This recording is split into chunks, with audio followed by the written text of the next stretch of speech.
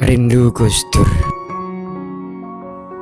Bagi Gus Dur, membesarkan agama bukan berarti harus mengecilkan agama orang lain. Demikian pula upaya untuk menjunjung tinggi agama tidak harus dilakukan dengan menindas agama orang lain. Gus Dur berasal dari keluarga pendiri NU dan Republik ini, suatu garis keturunan yang tidak dimiliki tokoh Indonesia manapun. Indonesia yang dicita-citakan Gus Dur adalah negara demokrasi yang lebih kecil pengaruh militernya dan tidak ada fundamentalisme Islam. Bagi Gus Dur, toleransi bukan sebatas hidup berdampingan secara damai, menghormati dan menghargai keyakinan orang lain, namun juga tumbuhnya kesadaran untuk saling mengenal dan berdialog secara tulus, sehingga kelompok yang satu dengan yang lain bisa saling memberi dan menerima.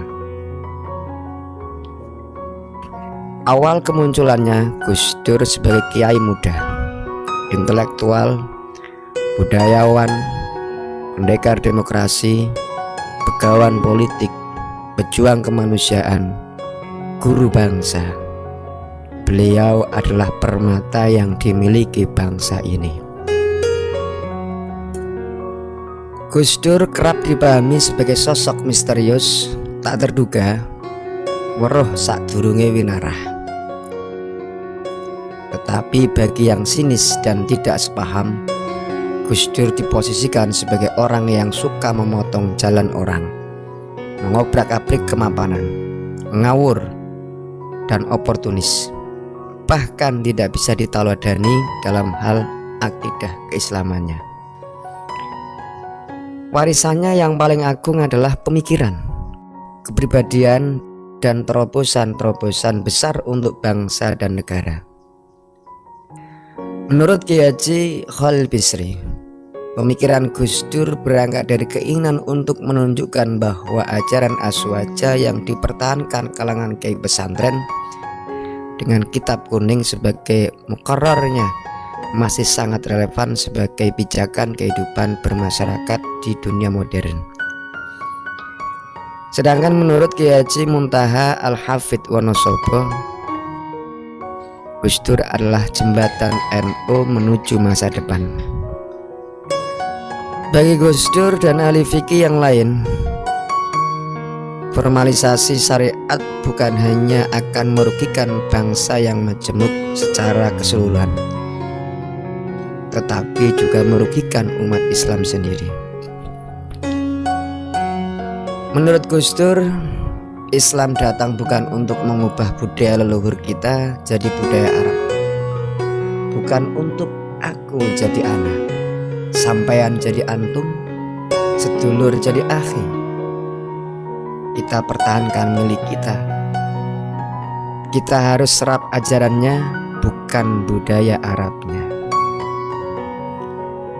Menurut Profesor Dr. Kiai Haji Aqil Siraj, pemikiran dan perjuangan Gus Dur selama hidupnya selalu menjadi jembatan antara timur dan barat, antara manusia religius dan manusia sekuler, antara Arab dan Israel, antara negara berkembang atau terbelakang dan negara-negara industri maju, antara selatan dan utara. Dalam keterbatasan fisiknya, Gus Dur tetap memainkan peran strategis dalam berbagai upaya perdamaian nasional, regional, dan internasional. Karena itu menurutnya bahwa Gus Dur sebenarnya layak menerima Nobel Perdamaian. Ketika berbicara dengan umat, Gus Dur menyampaikan pesan Tuhan, dan ketika berbicara dengan Tuhan, ia menyampaikan kepentingan umat. Kiai Haji Hasyim Musyadi, Kiai Haji Said Aqil Siraj, Matori Abdul Jalil, Habib Alwi-Syihab, Mahfud MD, Muh AS Hikam, Caimin, Gus Ipul, ning khafifah indar parawansa, khairul anam, dan sederet nama beken lainnya. Beliau tokoh kaliber nasional yang dibesarkan secara langsung maupun tidak oleh Gus Dur, dan banyak tokoh biasa-biasa saja yang dipermak Gus Dur menjadi tokoh luar biasa.